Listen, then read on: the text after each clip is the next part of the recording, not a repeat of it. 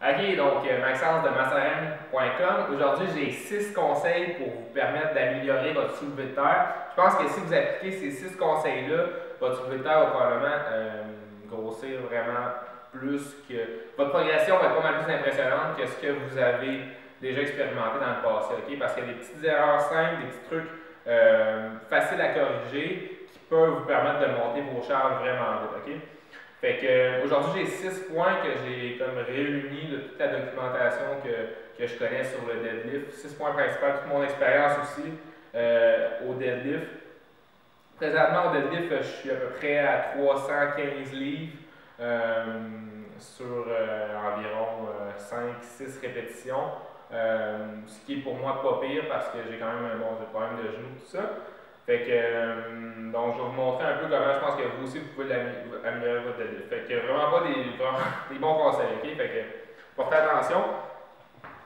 Puis, juste, on se met là. Ok, donc, premier conseil que je vous donnerais, c'est commencer par la base, ok? Donc, qu'est-ce que vous avez dans les pieds? Presque idéalement, je recommanderais même de faire du soulevé de terre nu-pied. Sinon, vous devriez avoir des souliers comme ça, minimalistes, qui n'ont aucune élévation. Parce qu'une élévation, par exemple, les souliers de course normales, il y a environ à peu près 10 mm, 1 cm d'élévation plus haut au talon qu'à l'avant du pied. OK? Ça, le problème avec ça, c'est que ça peut vous amener à trop vous pencher vers l'avant. Ça va vous empêcher d'activer correctement la chaîne antérieure, okay? Donc vos fessiers, vos ischio-jambiers. Puis ça va être un gros limitateur. Là. Si vous n'êtes pas capable d'aller chercher vos fessiers et vos ischios, votre chaîne antérieure au complet, dans le mouvement, vous ne vous montrez jamais assez haut. Okay? Donc, définitivement, là, si vous avez des souliers de course conventionnels, jetez ça à la poubelle, puis soit faites du soulevé de terre nu-pied avec des souliers comme j'ai, ou mettons des five fingers comme Vibram. Donc ça, c'est mon conseil numéro 1. Conseil numéro 2, c'est la distance de vos pieds. OK? Donc, si vous faites du soulevé de terre normal, là, olympique, pas en sumo comme ça, je vous conseille de mettre vos pieds plus proches. OK? Parce que si vos pieds sont plus proches, au niveau de la physique là, du mouvement, ça va vous permettre de rapprocher vos bras. Okay? Donc, vos bras, parce que quand vous avez les pieds, là, quand vous êtes en avant, vous avez les pieds dans les jambes. Okay? Donc, si vos pieds sont plus proches, ça va vous permettre d'allonger vos bras plus bas. Okay?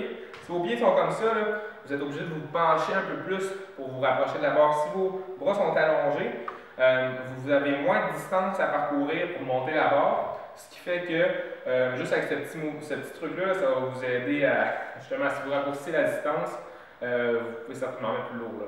Baisse d'amplitude, vous pouvez augmenter le poids. Okay? Donc, conseil numéro 2, essayez toujours de rapprocher vos pieds un peu. Peut-être allez-y graduellement.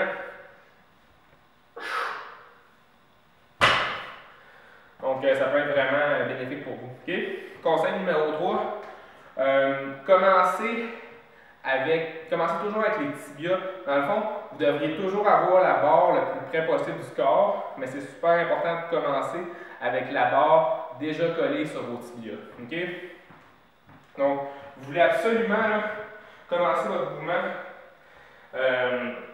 avec la barre collée sur les tibias. Ça va vous permettre d'éviter d'être trop en dorsiflexion, c'est-à-dire d'être trop penché vers l'avant, ce qui va être nuisible pour vous empêcher d'activer comme il faut la chaîne antérieure. Okay? Donc, commencez toujours ayez pas peur de coller la barre sur vos jambes, ça peut faire mal un peu au début, okay?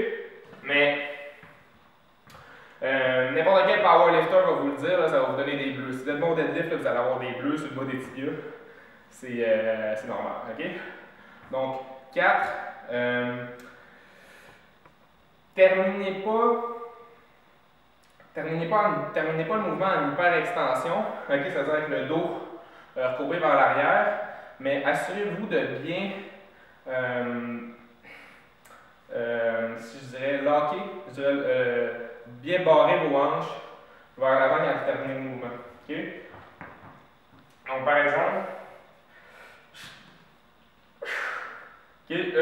là, je veux pas être en hyper extension, ça veut dire que je veux pas me ramasser comme ça nécessairement, mais je veux m'assurer que je termine pas le mouvement comme ça, ok? Je termine le mouvement, tchou, avec les jambes bloquées vers l'avant, les hanches bloquées vers l'avant, ok? Donc, petit conseil important. Aussi, mon 5e conseil, ça serait comment vous faites bouger la barre, comment vous montez la barre. Est-ce que c'est principalement en poussant à travers le sol comme un squat un peu, ou en utilisant vos hanches pour simplement basculer en ayant comme les jambes tendues. Donc, si vous voulez maximiser le pourcentage d'utilisation des deux patrons moteurs, là, si on veut, ce que vous voulez faire, c'est commencer par pousser dans le sol pour lever la barre, ok? Donc, vous voudriez faire comme un squat un peu pour commencer. Puis, aussitôt que la barre traverse vos genoux, c'est là que vous voulez basculer, ok? Comme ça. Donc, c'est pas deux mouvements séparés, c'est continu. Mais rappelez-vous toujours de ça, ok? Parce que ça peut être facile de trop solliciter le patron moteur de squat, ok? Vous pouvez commencer à faire des deadlifts en squat, ça j'en vois beaucoup dans les gyms, c'est pas idéal, ok? 6e conseil que je voudrais vous donner, c'est redéposer la barre au sol, ok? Surtout quand vous avez des grosses charges, là, je vois beaucoup des gars qui, ce qu'ils font, c'est que ils soulèvent la barre, ok? Puis là, après ça, ils redescendent, mais soit ils ne vont pas déposer complètement, ils ne vont pas déposer du tout, ou ils font juste cogner la barre comme ça au sol, ok? Ça peut aller, dans le fond, pas aller cogner au sol, faites jamais ça, ok? Vous pouvez aller cogner au sol si vous n'avez pas trop, mettons que vous faites un réchauffement, mais aussitôt que vous rentrez avec des grosses charges, là, faites jamais ça, là, pas aller. Vous devriez, si vous avez une grosse charge, là, vous devriez faire votre répétition, alors déposer la barre, bien vous replacer, et recommencer après. Seulement après, vous êtes bien placé, ok? Parce que si vous ne vous replacez pas, vous pouvez accumuler un glissement vertébral, et donc vos vertèbres glissent à force de progresser dans vos répétitions. Ça peut vous éclater le dos. C'est vraiment risqué là, si vous levez lourd. Si vous levez lourd, là, faites attention à ça, ok? Donc, pour recap, ce que je voudrais dire, c'est que si vous commencez aussi le deadlift, je dirais de ne pas commencer avec le deadlift avec les jambes à l'intérieur. Commencez avec un deadlift plutôt en sumo et avec les jambes à l'extérieur. Parce que le deadlift avec les jambes à l'intérieur, ça place l'articulation de la hanche dans une position plus à risque. Ça met plus de stress sur les tendons, ok?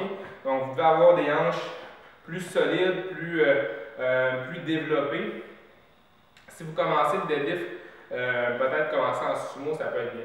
Donc, j'espère que ça va vous aider avec ça pour votre deadlift, parce que pour moi, c'est le meilleur exercice que vous pouvez faire dans un gym. C'est un exercice qui intègre tous les muscles de votre corps, de votre cou jusqu'à la plante de vos pieds. Okay? Donc, c'est un super exercice, que ce soit pour prendre la force, pour prendre la masse, pour augmenter vos performances dans n'importe quoi d'autre. Okay? C'est un excellent exercice. Okay? Je connais pas un gars qui est fort, qui est massif, qui est performant dans tous les sports, puis qui n'a pas un bon deadlift. Okay? Donc, essayez de travailler là-dessus. Tout est dans la qualité du mouvement. Okay? C'est vraiment la qualité, c'est pas la quantité. Donc, là-dessus, j'espère que ça va vous aider. À la prochaine.